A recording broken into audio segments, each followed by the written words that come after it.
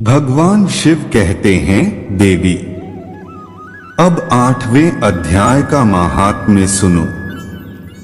उसके सुनने से तुम्हें बड़ी प्रसन्नता होगी।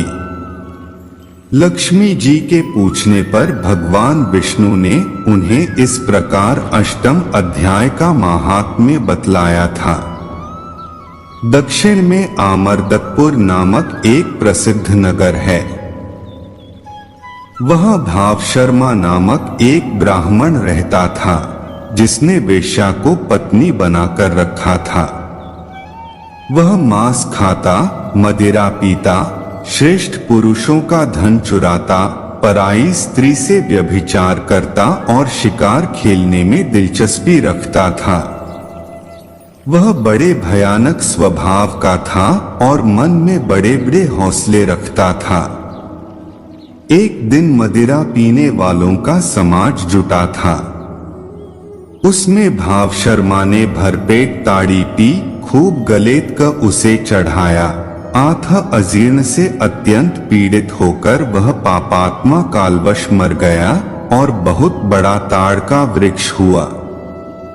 उसकी घनी और ठंडी छाया का आश्रय लेकर ब्रह्मराक्षस भाव को प्राप्त हुए कोई पति पत्नी वहां रहा करते थे।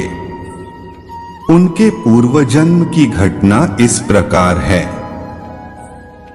एक कुशीबल नामक ब्राह्मण था, जो वेद वेदांत के तत्वों का ज्ञाता, संपूर्ण शास्त्रों के अर्थ का विशेषज्ञ और सदाचारी था। उसकी स्त्री का नाम कुंती था। वह बड़े खोटे विचार की थी।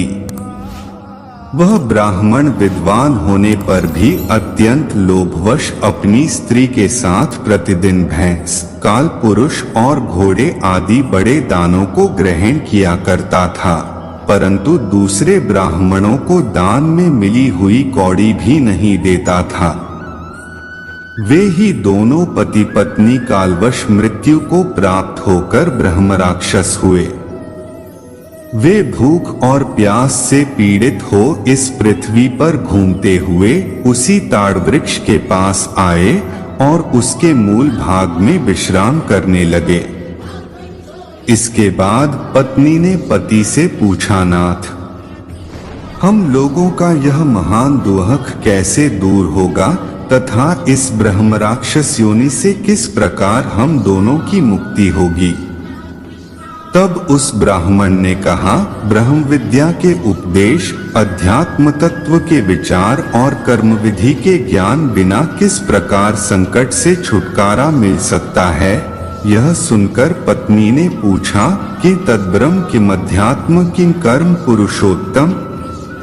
पुरुषोत्तम, वह ब्रह्मा क्या है? अध्यात्म क्या है और कर्म कौन सा है? उसकी पत्नी के इतना कहते ही जो आश्चर्य की घटना घटित हुई, उसको सुनो। उपर्युक्त वाक्य गीता के 8वें अध्याय भागवत गीता इन हिंदी का आधा श्लोक था। उसके श्रवण से वह वृक्ष उस समय ताड़ के रूप को त्याग कर भाव शर्मा नामक ब्राह्मण हो गया। तत्काल ज्ञान होने से विशुद्ध चित्त होकर वह पाप के चोले से मुक्त हो गया तथा उस आधे श्लोक के ही महात्म्य से वे पति पत्नी भी मुक्त हो गए। उनके मुख से दैवात ही 8वें अध्याय का आधा श्लोक निकल पड़ा था। तदंतर आकाश से एक दिव्य विमान आया और वे दोनों पति पत्नी उस विमान पर आरूढ़ होकर स्वर्गलोक को चले गए। वहां का यह सारा वृत्तांत अत्यंत आश्चर्यजनक था। उसके बाद उस बुद्धिमान ब्राह्मण भाव शर्मा ने आदर पूर्वक उस आधे श्लोक को लिखा और देवदेव जनार्दन की आराधना करने की इच्छा से वह मुक्तिदायिनी काशीपुरी में चला गया। वहां उस उदार बुद्धि वाले ब्राह्मण ने भारी तपस्या आरंभ की। उसी समय क्षीरसागर की कन्या भगवती लक्ष्मी ने हाथ जोड़कर देवताओं के भी देवता जगतपति जनार्दन से पूछा, नाथ आप सहसा नींद त्याग कर खड़े क्यों हो गए? श्री भगवान बोले, देवी, काशीपुरी में भागीरथी के तट पर बुद्धिमान ब्राह्मण भाव शर्मा मेरे भक्ति रस से परिपूर्ण होकर अत्यंत कठोर तपस्या कर रहा है। वह अपनी इंद्रियों को वश में करके गीता के 8वें अध्याय भागवत गीता कथा के आधे श्लोक का जप करता है। मैं उसकी तपस्या से बेहद संतुष्ट हूं। बहुत देर से उसकी तपस्या के अनुरूप फल का विचार कर रहा था। प्रिय, इस समय वह फल देने को मैं उत्कंठित हूं। पार्वती जी ने पूछा, भगवन, श्रीहरि सदा प्रसन्न होने पर भी जिसके लिए चिंतित हो उठे थे, उस भगवत भक्त भाव शर्मा ने कौन सा फल प्राप्त किया?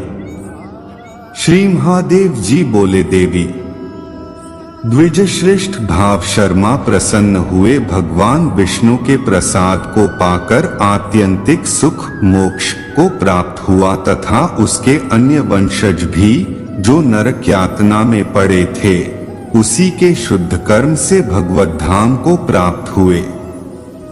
पार्वती, यह 8वें अध्याय का महात्म्य थोड़े में ही तुम्हें बताया है। इस पर सदा विचार करते रहना चाहिए। अध्याय 8 अक्षर ब्रह्म योग। अर्जुन के 7 प्रश्नों के उत्तर। अर्जुन उवाच, के तद्ब्रह्म किमध्यात्म किं कर्म पुरुषोत्तम अधिभूतम च किं प्रोक्तम धिदैवं किमुच्यते। भावार्थ, अर्जुन ने पूछा, हे पुरुषोत्तम, यह ब्रह्मा क्या है? अध्यात्म क्या है? कर्म क्या है? अधिभूत किसे कहते हैं? और अधिदैव कौन कहलाते हैं? अधियज्ञ कथं कोत्र देहस्मिन् मधुसूदन प्रयाण काले च कथं ज्ञेयोसि नियतात्मभिः दो। भावार्थ, हे मधुसूदन, यहाँ अधियज्ञ कौन है और वह इस शरीर में किस प्रकार स्थित रहता है और शरीर के अंत समय में आत्मसंयमी योगयुक्त मनुष्यों द्वारा आपको किस प्रकार जाना जाता है? अक्षरम ब्रह्मा परम स्वभावोध्यात्म मुच्यते भूत भावोद्भव करो विसर्गः कर्म संज्ञितः 3। भावार्थ, श्री भगवान ने कहा, जो अविनाशी है वही ब्रह्मा आत्मा दिव्य है और आत्मा में स्थिर भाव ही अध्यात्म कहलाता है तथा जीवों के वह भाव जो कि अच्छे या बुरे संकल्प उत्पन्न करते हैं, उन भावों का मिट जाना ही कर्म कहलाता है। अधिभूतम क्षरो भावः पुरुषश्चाधिदैवतम अधियज्ञो में वात्र देहे देहभृता वर्चार।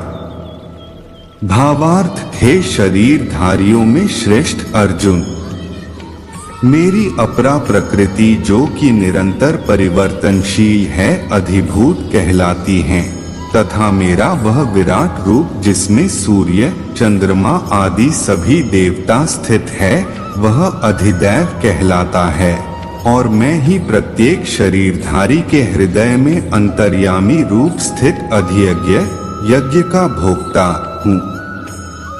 अंतकाले च मामेव स्मरन् मुक्त्वा कलेवर यह प्रयाति समद्भावं याति नास्त्यत्र संशयः 5।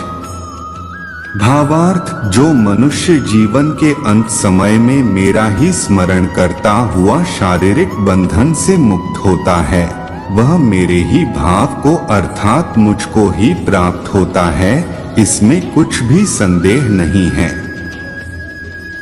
यन्य वापि स्मरण भावं त्यजत्यन्ते कलेवर तन तमे वैति कौन्ते सदा तद्भाव भावितः छे। भावार्थ, हे कुंती पुत्र, मनुष्य अंत समय में जिस जिस भाव का स्मरण करता हुआ शरीर का त्याग करता है, वह उसी भाव को ही प्राप्त होता है जिस भाव का जीवन में निरंतर स्मरण किया है। 6 तस्मात् सर्वेषु कालेषु मामनुस्मर युद्ध च मयर्पित मनो बुद्धिर्मामे वैश्यस्य संशयम सा। भावार्थ, इसलिए हे अर्जुन, तू हर समय मेरा ही स्मरण कर और युद्ध भी कर। मन बुद्धि से मेरे शरणागत होकर तू निश्चित रूप से मुझको ही प्राप्त होगा।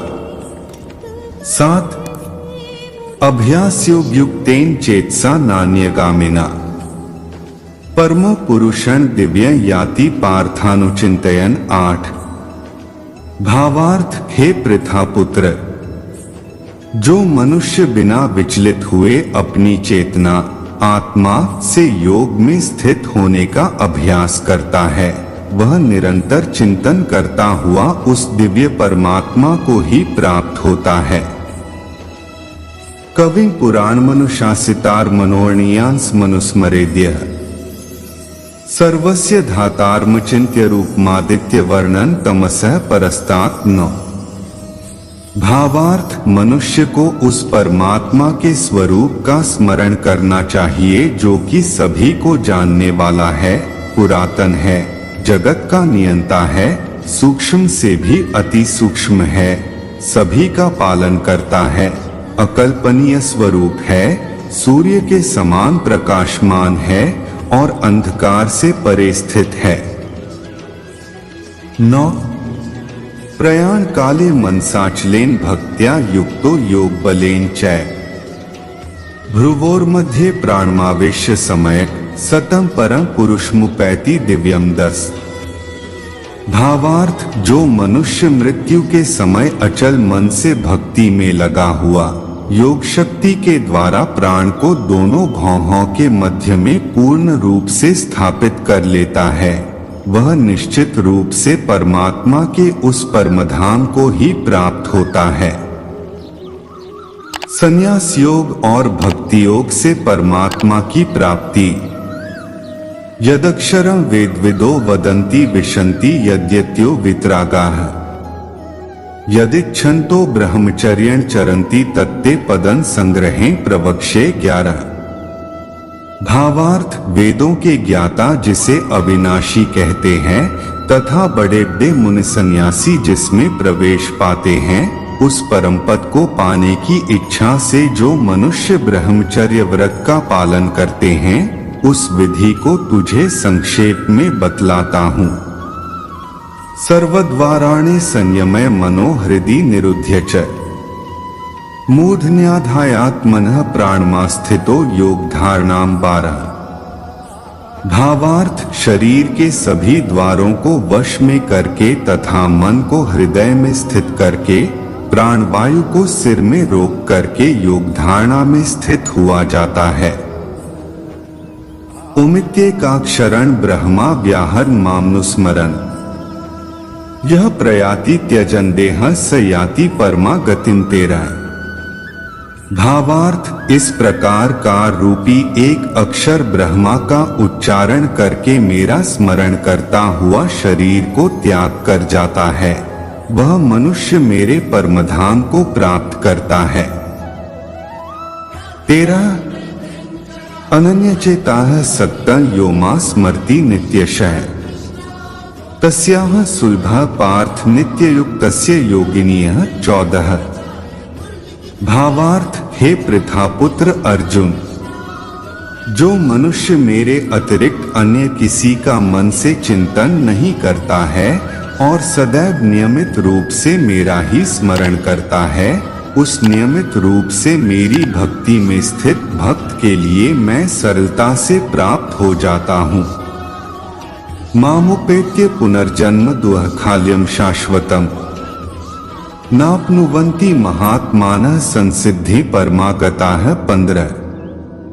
भावार्थ, मुझे प्राप्त करके उस मनुष्य का इस दुखरूपी अस्तित्व रहित क्षणभंगुर संसार में पुनर्जन्म कभी नहीं होता है, बल्कि वह महात्मा परम सिद्धि को प्राप्त करके मेरे परमधाम को प्राप्त होता है। अब्रह्म भुवनाल्लोकाः पुनरावर्तिनोऽर्जुन मामुपेत्य तु कौन्तेय पुनर्जन्म न विद्यते 16। भावार्थ, हे अर्जुन, इस ब्रह्मांड में निम्नलोक से ब्रह्मलोक तक के सभी लोकों में सभी जीव जन्म मृत्यु को प्राप्त होते रहते हैं, किंतु हे कुंती पुत्र अर्जुन, मुझे प्राप्त करके मनुष्य का पुनर्जन्म कभी नहीं होता है। सहस्रयुग पर्यंतम हर्यद ब्रह्मणो विदुः रात्रि युग सहस्रांता ते होरात्र विदो जनाः 17। भावार्थ, जो मनुष्य 1000 चतुर्युगों का ब्रह्मा का दिन और 1000 चतुर्युगों की ब्रह्मा की रात्रि को जानते हैं, वह मनुष्य समय के तत्व को वास्तविकता से जानने वाले होते हैं।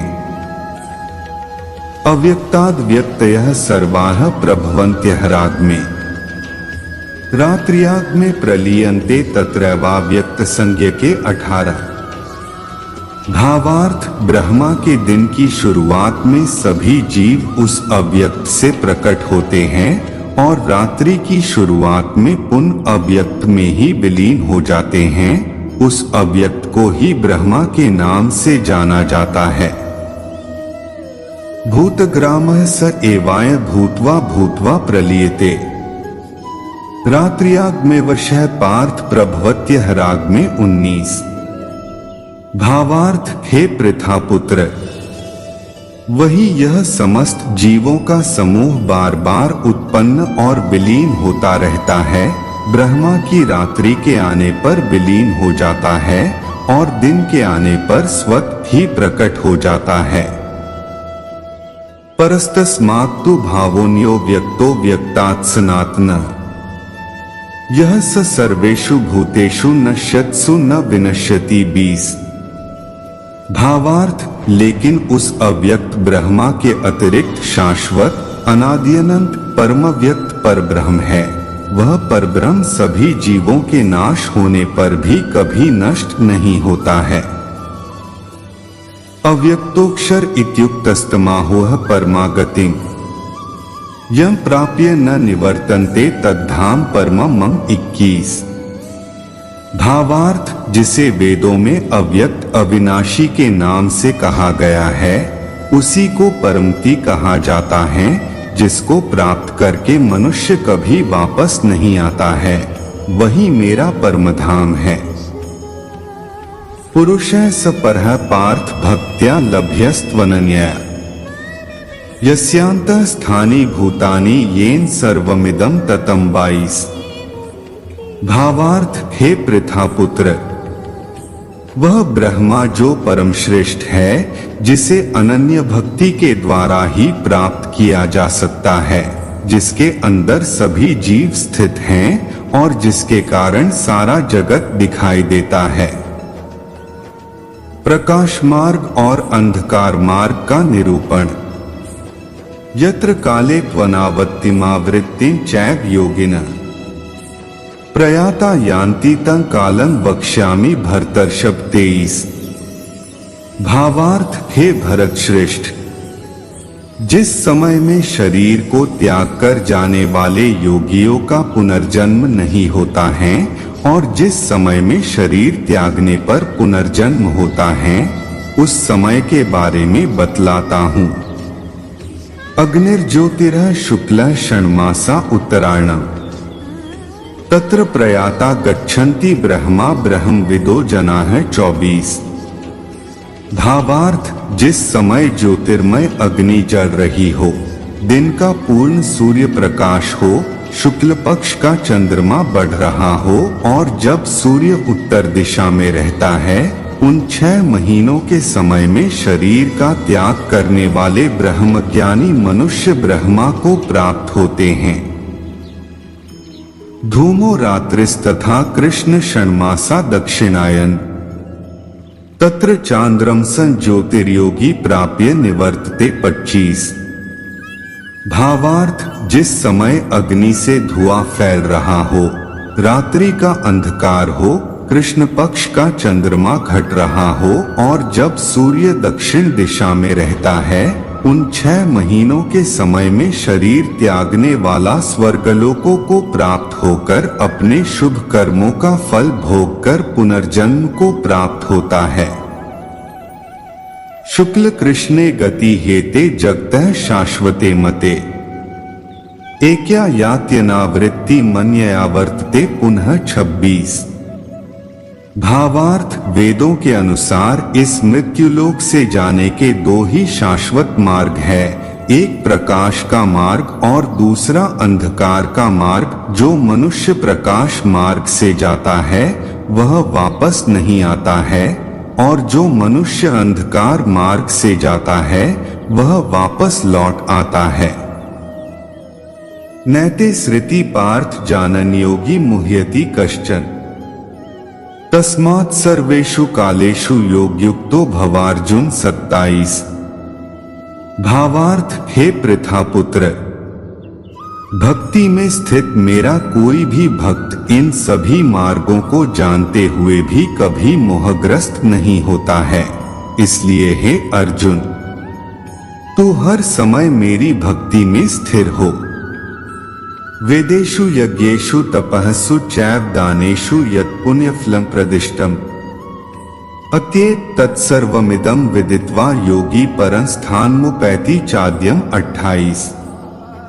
भावार्थ, योग में स्थित मनुष्य वेदों के अध्ययन से, यज्ञ से, तप से और दान से प्राप्त सभी पुण्यफलों को भोगता हुआ अंत में निश्चित रूप से तत्व से जानकर मेरे परमधाम को ही प्राप्त करता है, जो कि मेरा मूल निवास स्थान है। तत्सदिति श्रीमद्भगवद्गीतासूपनिषत्सु ब्रह्म विद्याया योग शास्त्रे श्री कृष्णार्जुन संवादे अक्षर ब्रह्मयोगो नामाष्टमोऽध्यायः। इस प्रकार उपनिषद, ब्रह्म विद्या तथा योग शास्त्र रूप श्रीमद् भगवद गीता के श्री कृष्ण अर्जुन संवाद में अक्षर ब्रह्मयोग नाम का 8वां अध्याय संपूर्ण हुआ।